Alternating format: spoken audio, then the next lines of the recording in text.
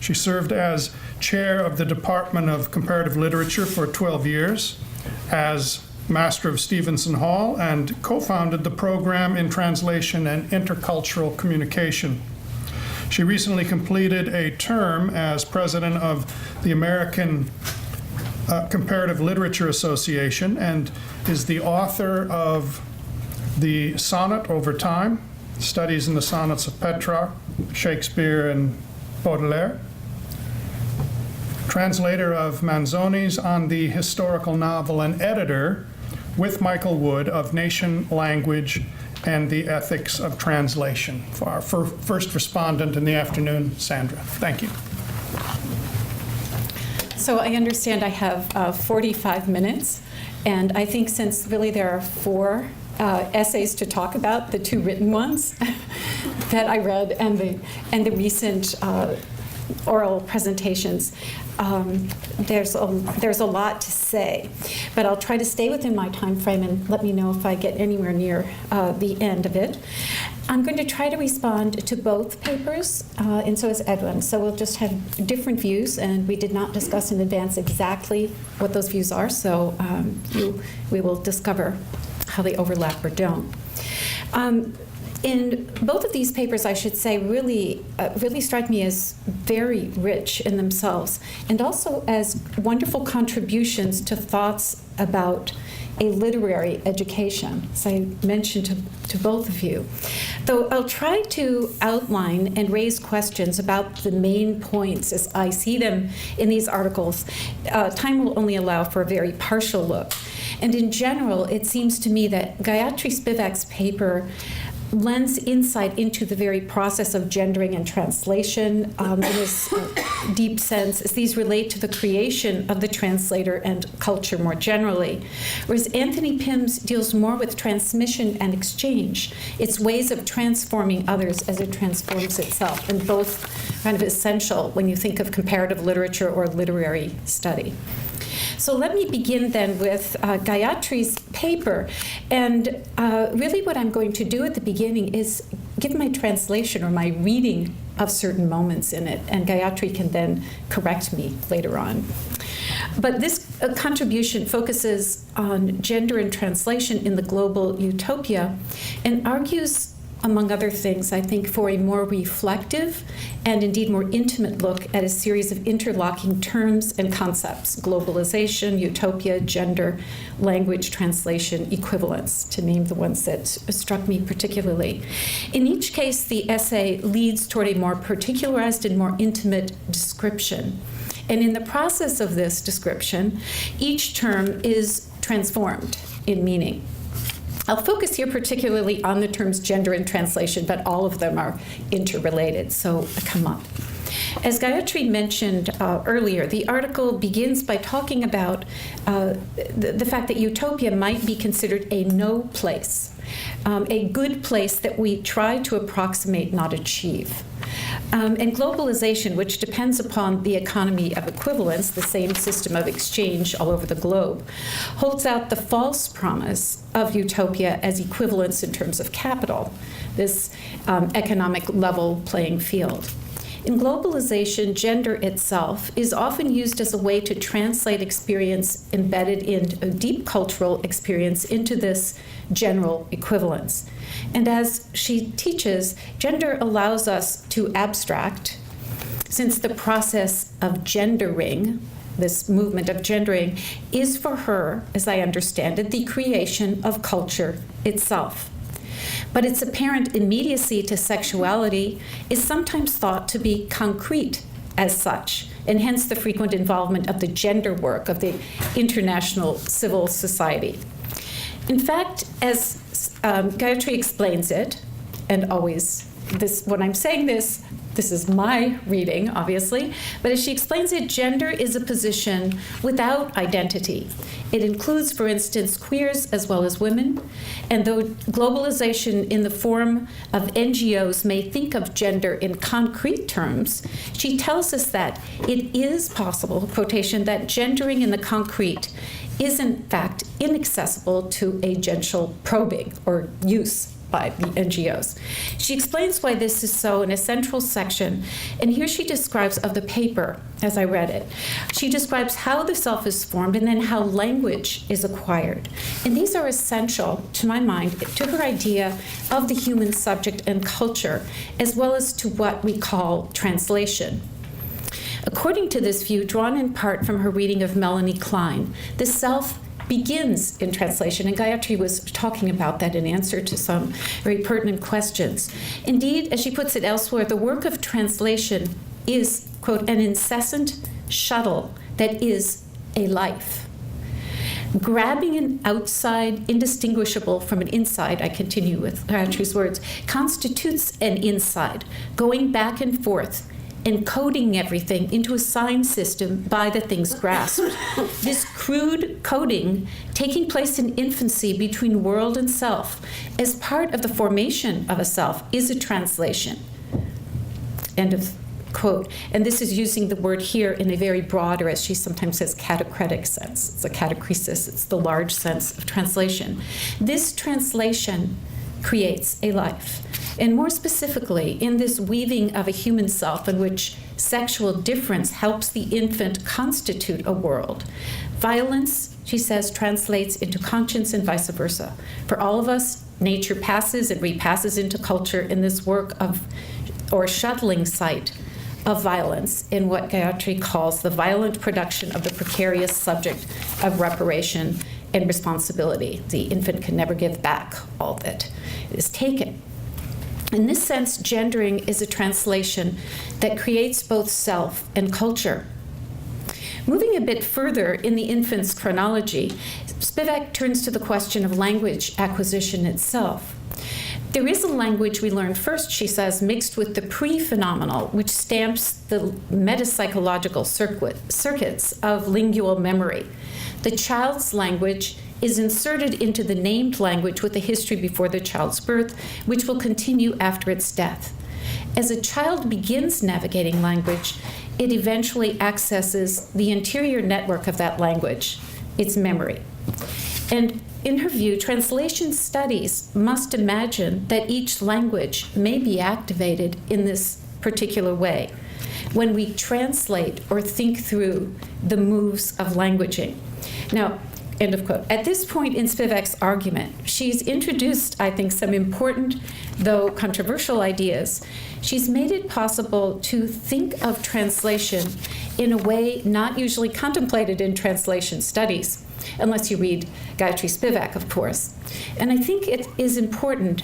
It's a mode of thinking about language acquisition and translation, not unfamiliar in some anthropological views. And there is the work of Becker, for instance, referenced by Spivak, where cultural presuppositions are also seen to emerge from the processes of language learning.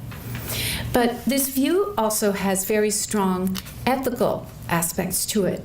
It helps us better understand and uphold an awareness of what she calls the metapsychological equivalence among languages.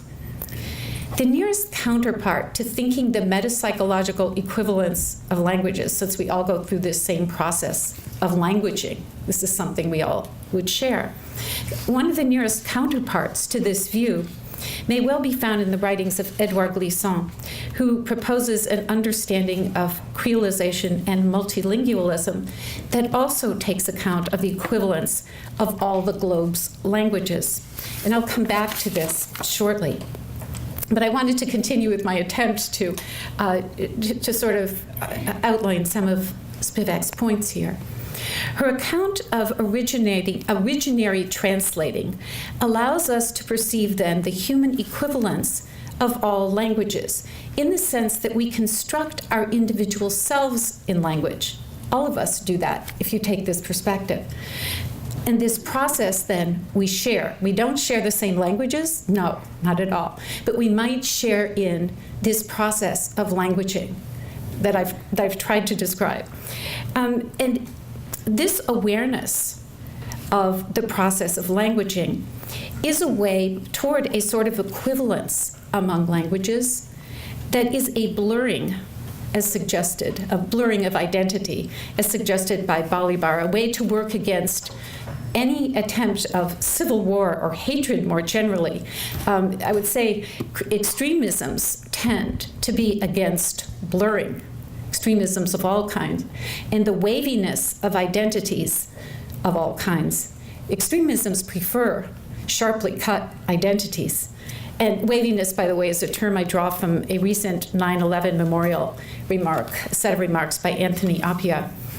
This sense that you don't want the blurring. But thinking, the process of languaging and of gendering helps us to be aware of the complexity of our individual growth and what we share in this with everyone. Moreover, if translation studies bears in mind what Spivak calls this originary translating, all these processes of self-creation and cultural creation, then translation in the more restricted sense that we use more ordinarily can also be that which continues to teach us, construct us, leaving the self open and changing as a condition of its very life.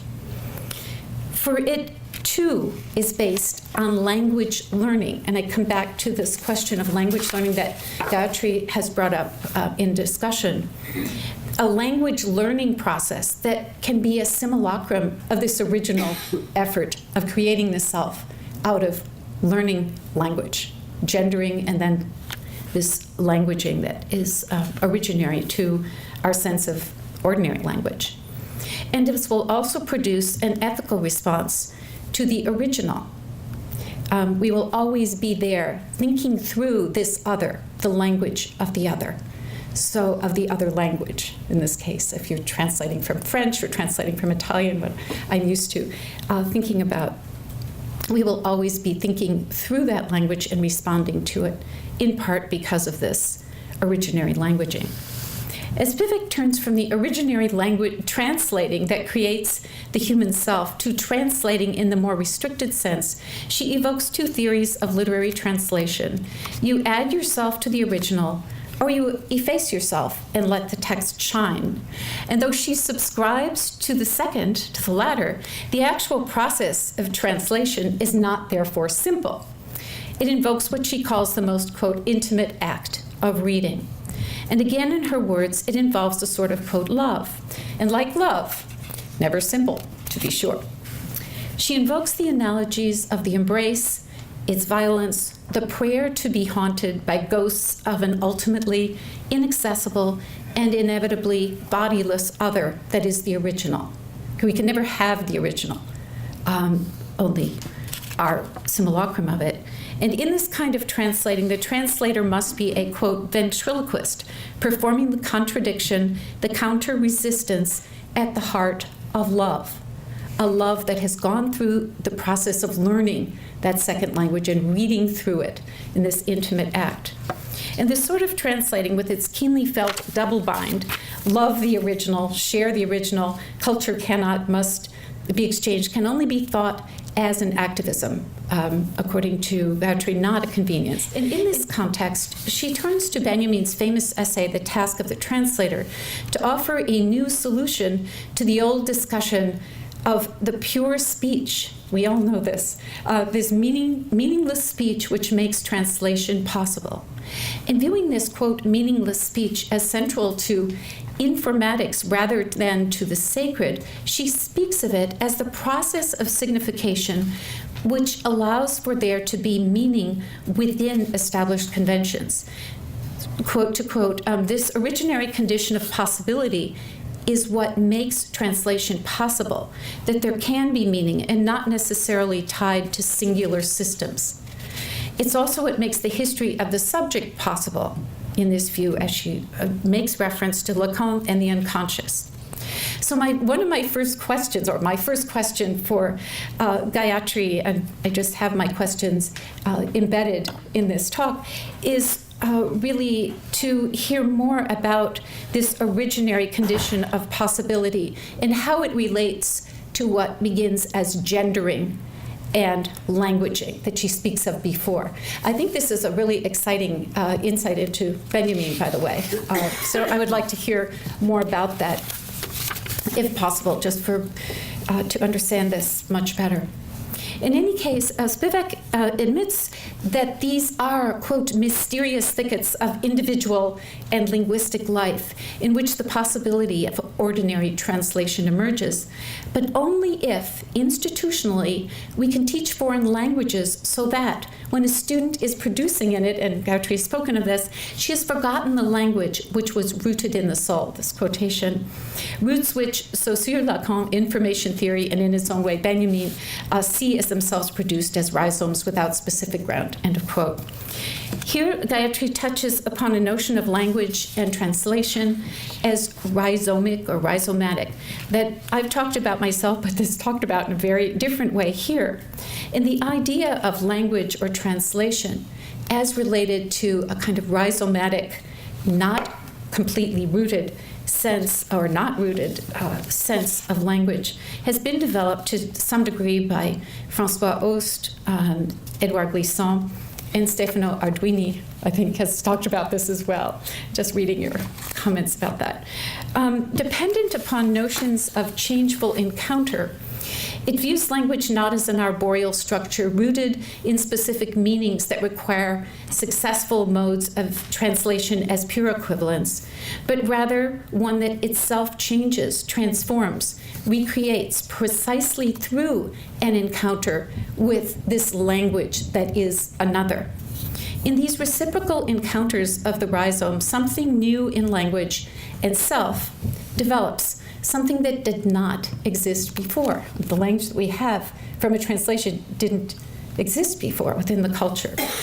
To return to Gautry's essay here, after her account of Benjamin, what is important, she tells us, is that rather than theorize globalization as a general field of translation, which with its empirical work of apparently impersonal mechanical translation in fact privileges host or target ceaselessly and indefinitely, we should learn to think that the human subject in globalization is, quote, an island of languaging, which is why I tried to go through that at the beginning, that we are in this process of languaging, and that each of us must think that process somehow, unevenly understanding some languages and idioms from the first language, which becomes our kind of monitor. We think that. This, again, has, I think, a strong ethical implication if, quote, the global translating in the achievable utopia of globalization, I quote her, and gender work ceaselessly transforms trace to sign, sign to data, undoing the placelessness of utopias. This arrogance is checked and situated if we learn with humility to celebrate the, quote, possibility of meaning. That goes back to the Benjamin discussion, in a grounding medium that is meaningless. If we can think this, we have some of our arrogance checked and our awareness of otherness in place. Conceiving this possibility of meaning as our grounding medium could perhaps enable an education that remains reflectively open to the equivalence of all languages, as well as to encounter and change. And again, this is a way of seeing human and textual entities as themselves open and rhizomatic, and that recalls, for me, Edouard Glissant again, for whom the individual culture, like the individual self, is the result of what he calls creolization, and something that works against the fixed and strongly rooted within a culture or language. Creolization that Gautry has mentioned and talks about in one of her most recent articles captures for Glissant the complexity and changefulness that's within each language, and it also conjures a planetary multilingualism and an awareness of this. For everyone, for him, one should always write with all the languages in the world in mind, which makes me think a little bit about this whole question of languaging, gendering, just being somehow aware of this. Above all, creolization reveals the ongoing human potential to encounter something other, and from that encounter to create more open, creolized linguistic, cultural, and individual human identities. And though Spivak does not say exactly what I just took from Glissant at all, she does evoke Glissant's importance in this line, to this line of thinking. So I mention this as just a useful way to perhaps think about identities of selves and texts as well as to think about translation. For Glissant himself speaks of rhizomatic or relational identities. You can see I'm going to use this as a bridge to get to Professor Pym's discussion. But Glissant speaks of rhizomatic or relational identities. In describing a utopia of his own, one not altogether unrelated to the one described here by Gayatri, I think, although I'll wait for her to tell me.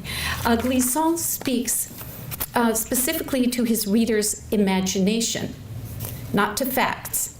He says, not the global everyday. He puts it very clearly, quote, "Can we not imagine a new dimension of identity, open to the truth or simply the presence of the other? An identity that would not be the projection of a unique and sectarian root, but of what we call a rhizome, a root with a multiplicity of extensions in all directions, not killing what is around it as a unique root would, but establishing communication and relation.